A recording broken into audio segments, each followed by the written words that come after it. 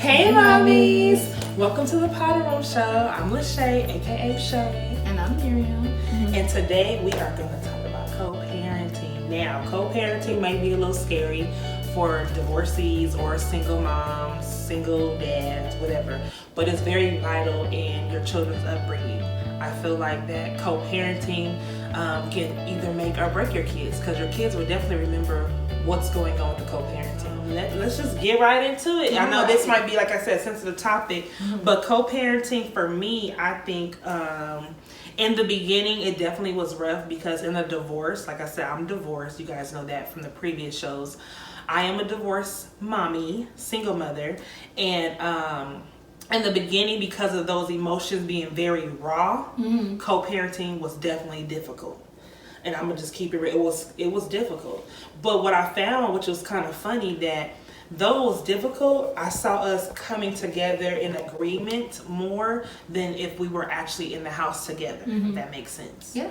And I think more so it was difficult for me because it was just raw emotions. Right. Like, you're thinking about, like, dude, I wouldn't even have to do this co-parenting stuff if we were together. Right. You know what I mean? Like, we were in the house together.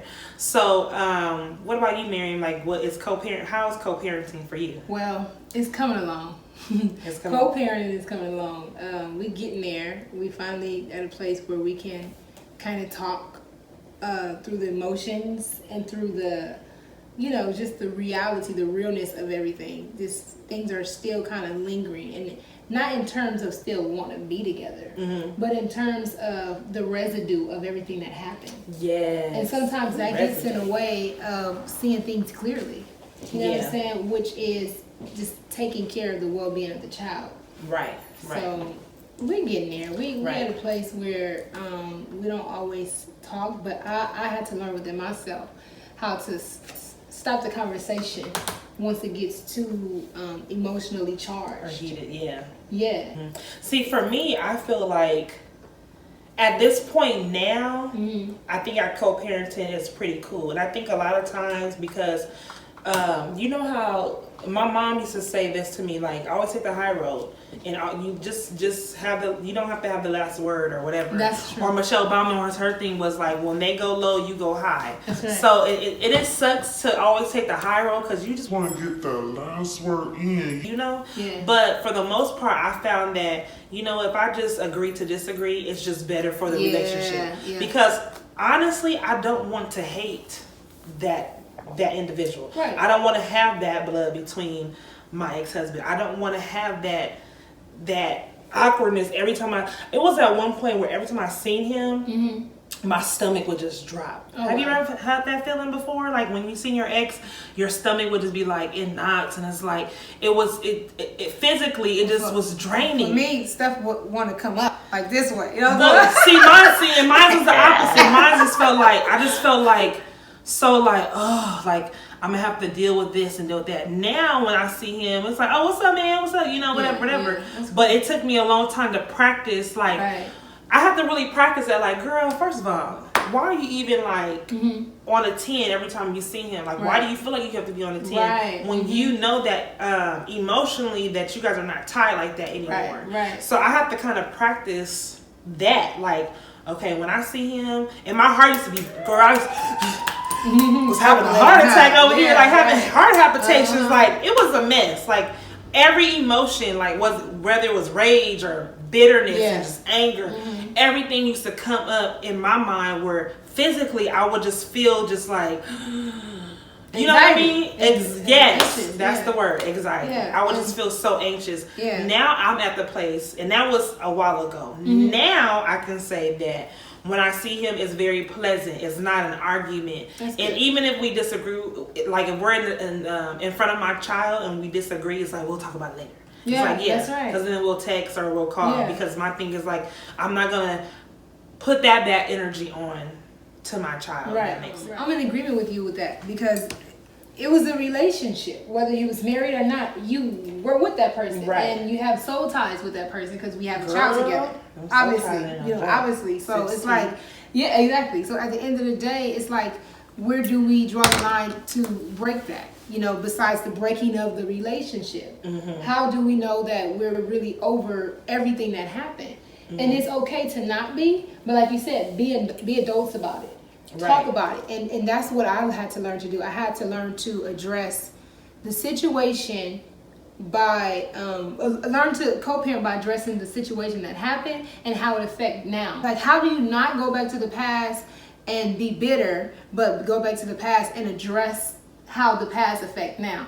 You know what I mean? Ooh. And it's like the person that I procreated with, he is not mentally there yet to see that me talking about the past and it affecting now is not bitterness. You know what I'm saying? Like, if I say, like, well, as a result of what happened, you know what I mean, him leaving or, you know, like deciding to do other things besides staying and taking care of, you know, our kids, how did it affect now? Well, now you can't just come back because your tendencies are to leave.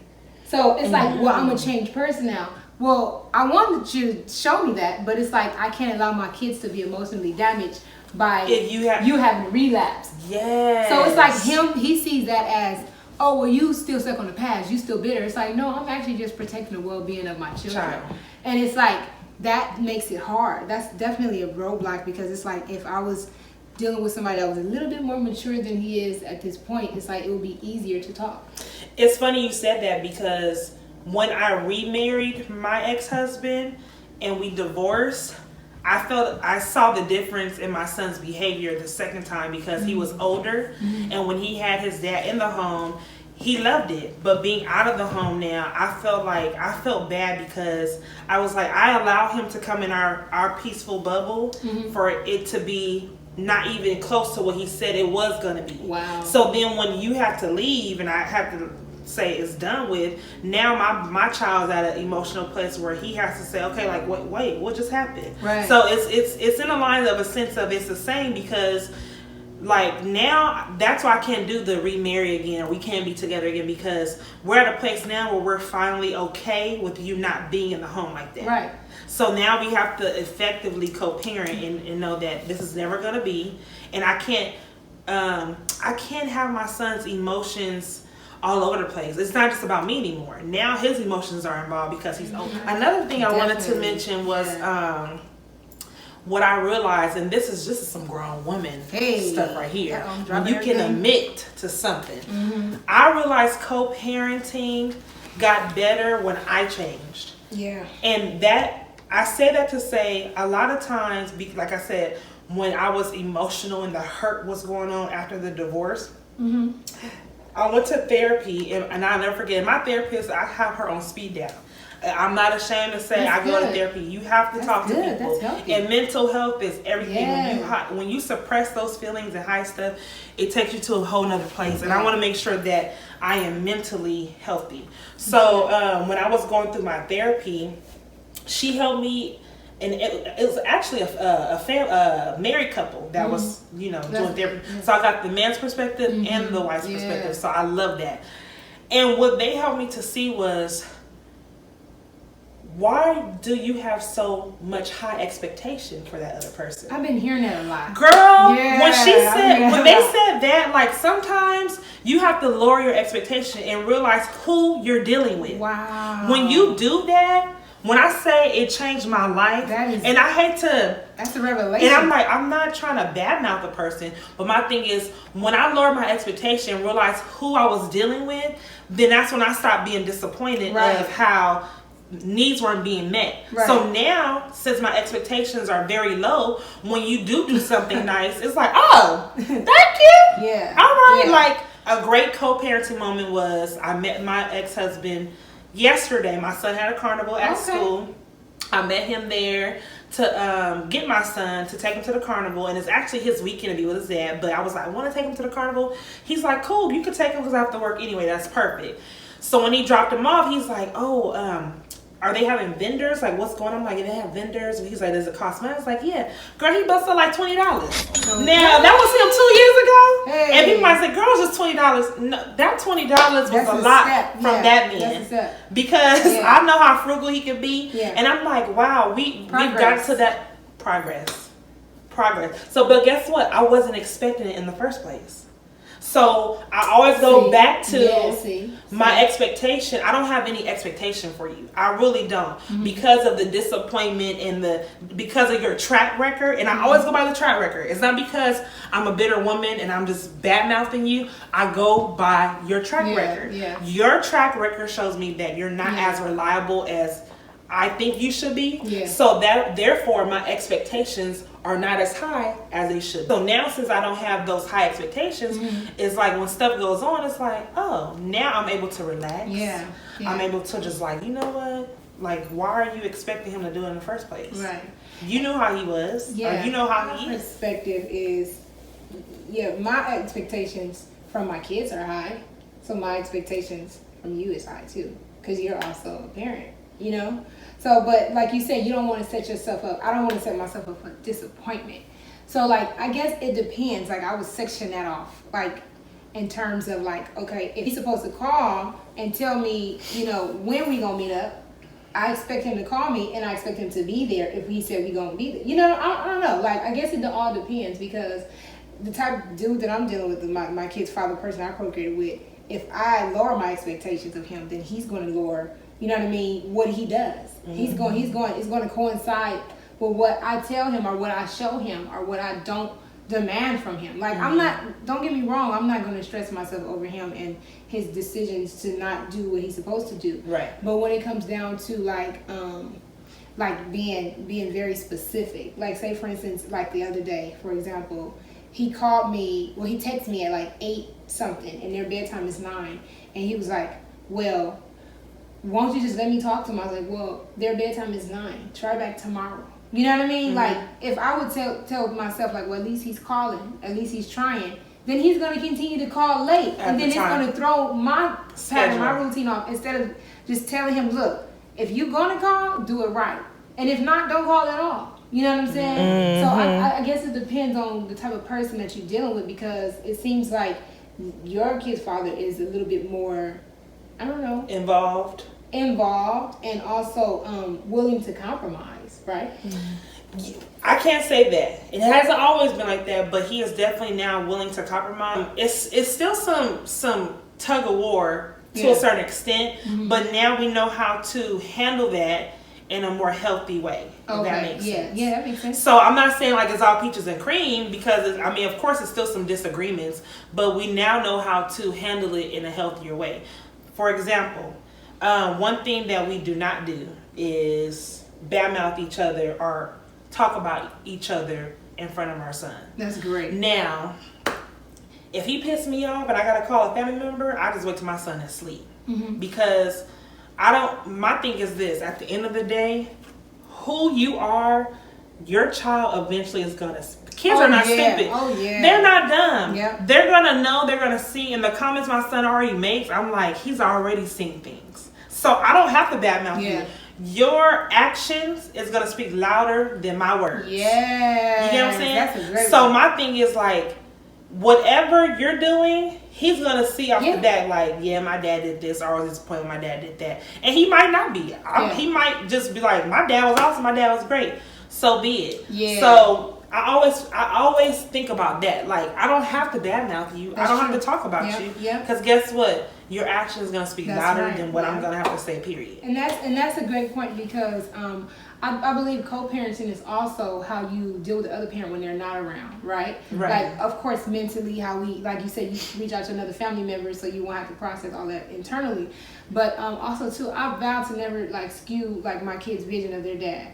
Like, to this day, I don't think I've ever said anything negative about him. Like, I might have said something out loud like, oh my gosh, I can't believe, or something like after getting off the phone with him. But now that my son is about to be 5 and my daughter's about to be 6. So they're actually like 5 and 6 and they know. Like, they know like if my energy change, if I get off the phone with them, or they know we try not to talk to each other. They notice little things, like you said. And it's beginning to be to the point where like, if I was to say something bad about him, that's a form of like corrupting how we co-parent. It is. Because even, hopefully they'll get to the point where they start going with him, and seeing him and visiting him.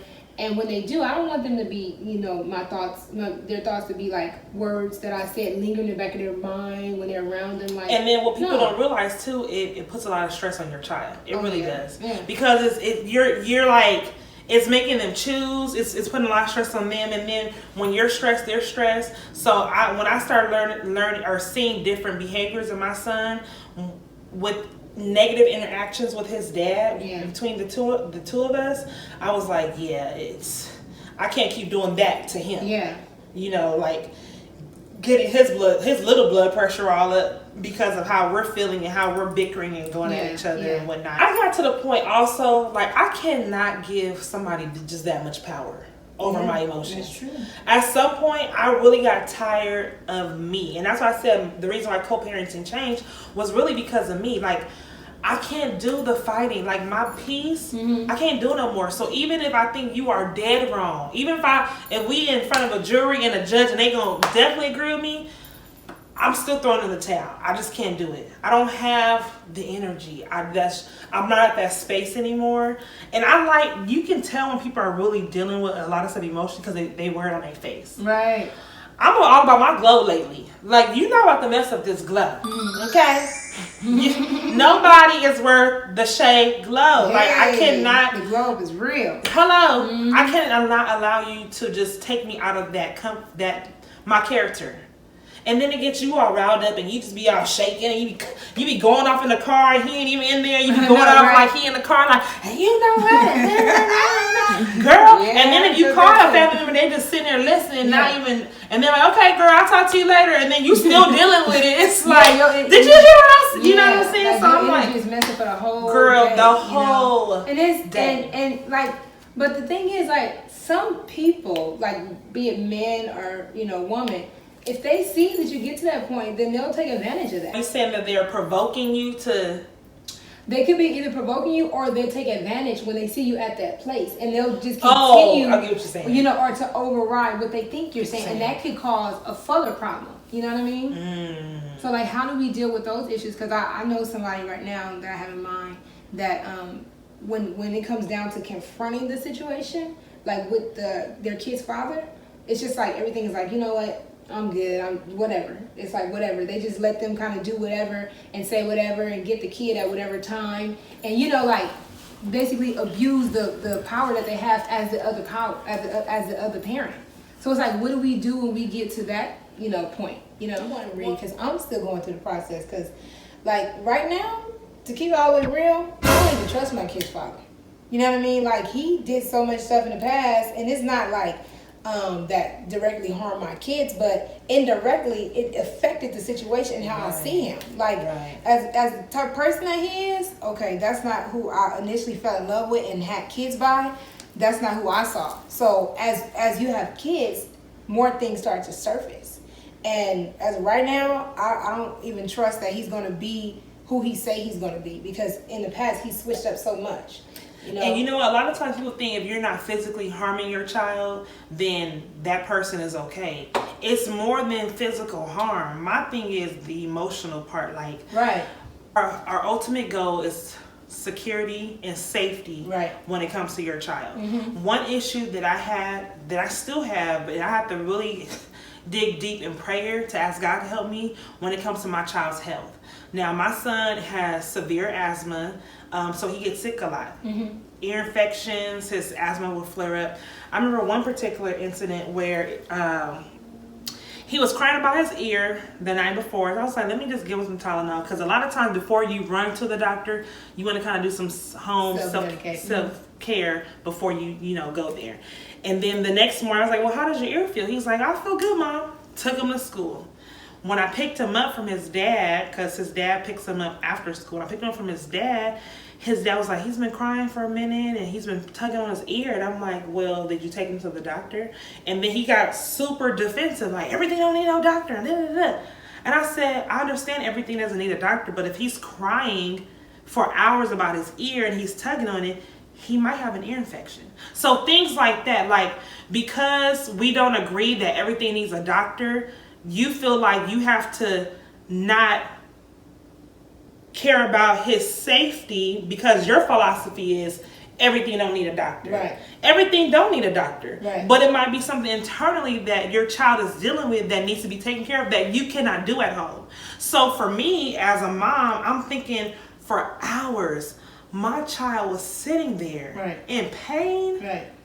And because you feel like everything don't need a doctor, and because you were being lazy, you didn't take him, that really hurt my heart. It's like, if mommy was there, mommy will make sure she'll take care of it. And every time I think about stuff like that, that's the kind of stuff that brings the emotions out of me. My child was sitting there in pain, and you didn't want to take care of it because everything don't need a doctor. Or not even reach out to call me to talk about to let me what know. you think I should do.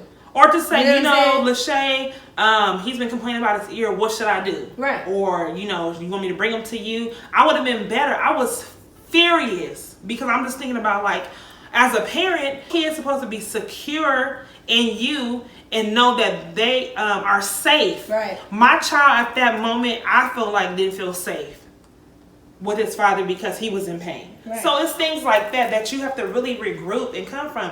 It has not always been peaches and cream, but you know what? God has really, when I say I have to really pray and release control, because I can't control every situation. Oh yeah. And when what I had to learn. Seriously, like when I give my child over to his dad for the weekend, the reason why I love self-care, when we had talked about that topic, and one of the reasons why I do that, I kind of distract myself from even thinking about what is the possibility that can be going on. Oh, yeah. And I'm not saying like physically harm, but because I don't see him and because I do things different and I was raised different and I handle things different, I don't trust that you're gonna be at your best when it comes, or even the best when it comes to making sure. Yeah. Now, I know for a fact that his dad won't put him in harm's way, but when I say it's more than just physical harm, like it's other things that I'm worried about as well. Like, for example, I agree with you because my kid's father was never in the home while I was taking care of them as infants, as babies, as kids. Okay. So now that they're older than toddler, they're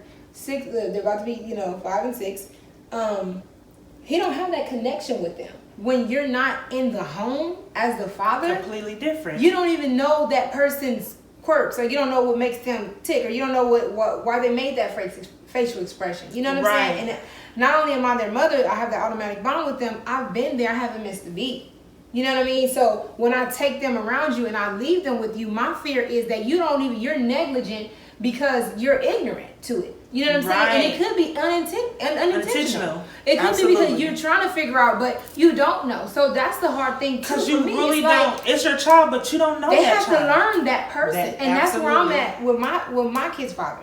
I'm like, well, you don't even know them. He's like, well, you don't give me a chance to know him. But I'm like, I have to relinquish that part of control because he is the other parent, but it's like, dang, like, have you even earned that? You know I was what I gonna mean? say that, like, you have to earn that space. Exactly. Because just because you are biologically their father, you have to prove and earn that space. Yeah, exactly. And a lot of times I think what co-parenting is, people forget that it's about the child. Yeah. I'm not arguing with you because I hate you. Yeah. I'm arguing with you because what you did it affected my child in a negative way. Yeah. So I have to always tell, like, my ex in the past, I used to tell him, like, take yourself out of it. It has nothing to do with you. It's about him. Once you take your emotions out of it and stop thinking I'm coming at you as a bigger woman, or I'm and first of all, I don't do the baby mama drama. I just never wanted to have that title. So once you stop feeling like I'm coming at you personal and realize, like, no, she's really just making sure she's watching out for him, then you'll stop being mad about it. Yeah. Then you'll stop giving me grief. Then you'll stop bringing the drama and just being a butthole for no reason. You know what I mean? See it from a different angle. Yeah. And that's a lot of times that's where people get it messed up. And that was a lot of our bickering. I felt like he was taking stuff, a lot of things personal. Like I was coming at him. It's like, no, boo, I can care less about you. Honestly, like, I ain't trying to sound heartless, but I can care less about you. This is about my child. If I feel like he ain't safe, he ain't right, and something ain't right, I'm going to speak on it. I don't care if you hate me for it, so be it. Because guess what? He's not at the age where he can articulate how he feels. And because I'm his mother, and like you said, with the facial expression, the demeanor, I know my child inside out. I know him better than he knows himself right now. Because he's only 5. Yeah. You know what I'm saying? So I am that voice for him. And I'm not going to stop being that voice. Yeah, we always a voice for our child. Girl, 40 years old, I'm going to be that voice. Yeah, we always, and that's the part of parenting, of making them feel secure. Even when they have kids, us helping them make their kids feel secure by, like my dad always say, you need me now more than you needed me before. I don't know how true that is, but his point is this. As I grow and I learn things about being an adult, being a woman, being a parent, I'm going to have more questions. Oh, absolutely. And more questions and more questions and grown questions. And he's like, absolutely. I wish I had my mom now to help me with stuff you're going through. Absolutely. You know, as a parent. I believe that because it's deep. I call my mom, I call my mom either every day or every other day. Where before, as a teenager, you know how you go through that teenager, you just don't really, it's like, oh, my mama, you know. But as I'm older and being a mother, it's like I need to glean. While I have my mother now, I need to glean all that wisdom. Yeah. So I truly believe what your father said was true. Yeah. So because you're gonna need your parents. We don't always have to be there for our kids, but just bringing it back to full circle to like my kid's father, for instance, we live a totally different life, you know. And this is not like this entire show. I don't want to bash him or anything like that. Yeah, we're not man bashing. I definitely want to just highlight the difference between our lifestyles. Like, absolutely, he lives a totally different life than I live. I'm not better than anybody or anything like that, but there's just certain type of environments that I just don't want my kids to be around. You know, and that's another thing that really affects like how I allow them to, you know, be around them, be around him, or how I allow them to talk to him and different things like that. It's like when it comes down to it, do I have to worry about the type of women that's gonna be around my kids when I'm not around? Man, you know I told my ex, like, don't be having a bunch of women around my child unless you know for sure that that's gonna be your wife. It's not healthy to have different people in and out of their life who's not gonna be constant. Yeah, that's damaging, and it's another form of them not saying what we talking about, right? Absolutely. Because I can be saying I don't believe that person has good intentions for our child, and because he knows that person or he's in a relationship with that person, he may see it differently. Like, oh, you just hating, you still got girl. Why do they always think we hate? It's like, yo, like I really don't trust that person around my child. That's what it's about. It has nothing to do about me hating. So that's the things that I can't control. That's what it's about. But it's like we worry about, or we concern ourselves with them, and it's like, how do you guys deal with that? You know what I mean? Because I'm still going through it. You know, I'm still going through like, yo, I don't trust you. I don't trust your judgment. I don't think that you feel the same way. You might ride with them without a seatbelt or without a car seat and think it's okay because that never happened. You know what I'm saying? And I don't feel that way. Yeah. So for me, I think how I release that control, like I have to. It really was prayer. Like somebody had to really pray for me, and God had to really show me, like, look, though I use you as a vessel to carry this child, he belonged to me first. What makes you think that I'm not going to make sure he is okay? Right. And once I have to, it shows me too that, okay, God is God, and let me just chill out. Once I really completely trusted God with the child that he lent to me, I have to remember that he's alone.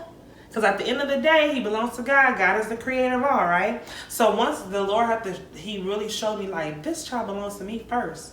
I'm just letting you have him for this season on earth.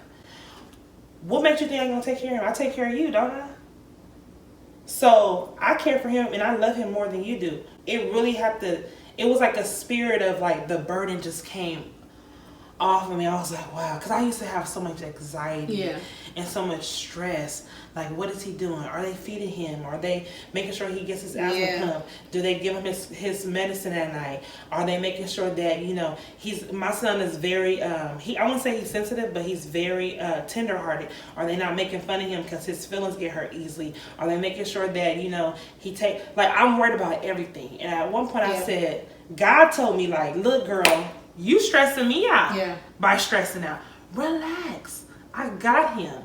And that's one thing that really helped me. And people, it might be cliche, like prayer. Yeah. No, that really helped me. That really helped me. And I've been there. I've been to the point where I had to tell myself, like, in the good times, right? When we vibe in our week trying to get together and make plans for the kids.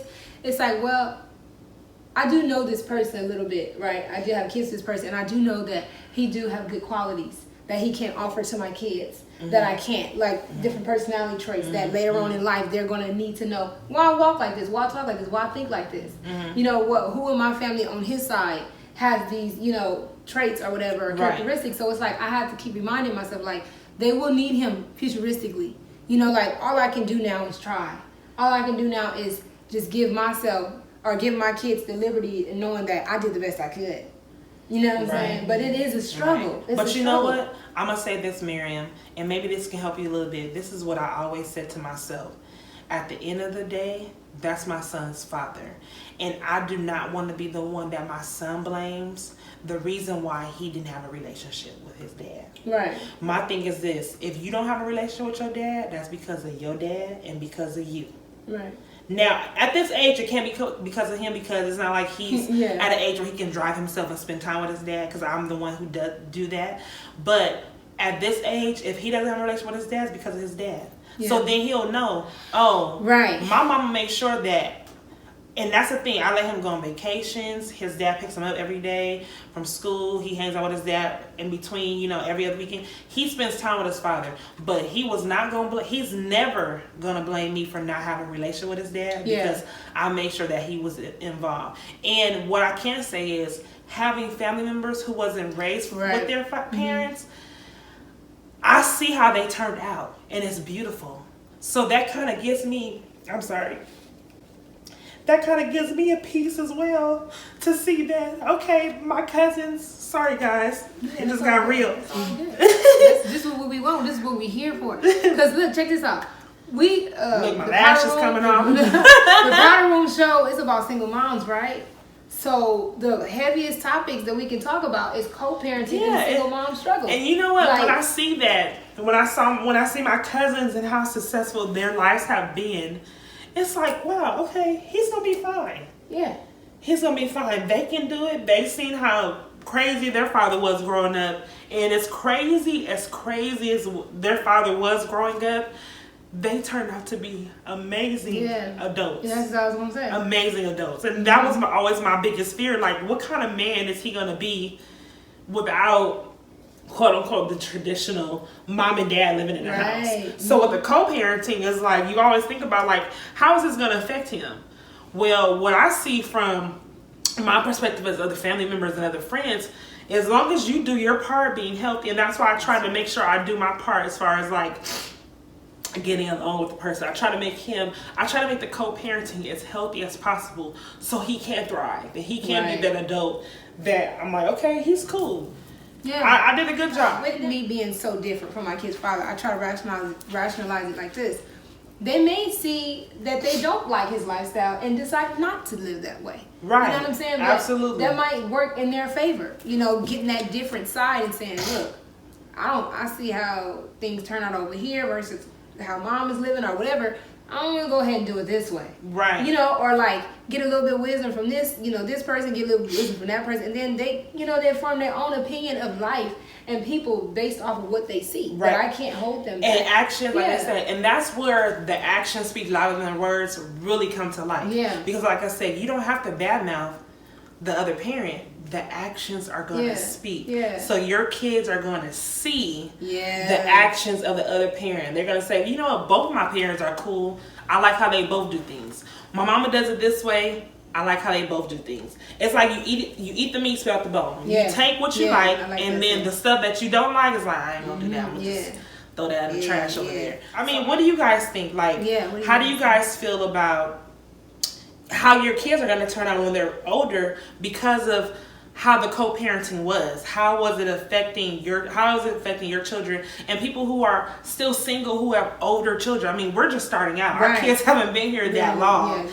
So we only have so much of wisdom to give as a single parent. Right. You know what I mean? Mm-hmm. What about moms who've been single parents 18, 21 years, 25 years, and who are still not married? Yeah. Still not married, You know what I mean? So what do you guys think? Or the people that have been single moms and then now they're married and they have to co-parent with that new husband. You know what I'm saying? Oh, that's a good perspective. How does that, how would you guys say that you guys deal with that? If that's your personal experience. Like, also, too, it's more than just mom and dad. It's a village. You know what I'm saying? I have a great village. Because some people like yourself don't have the dad involved. Right. So your co-parenting more, like you said, looks like the village. You have the grandparents, the aunts and uncles, even the friends that you really trust with your kids as an uncle, as if they're their aunt and uncle. You know what I mean? Close. So that definitely plays a toll in what co-parenting really is. It's not just the traditional mom and dad. So that taps up. Yeah, that touches on like people that don't have the other parent around. Like,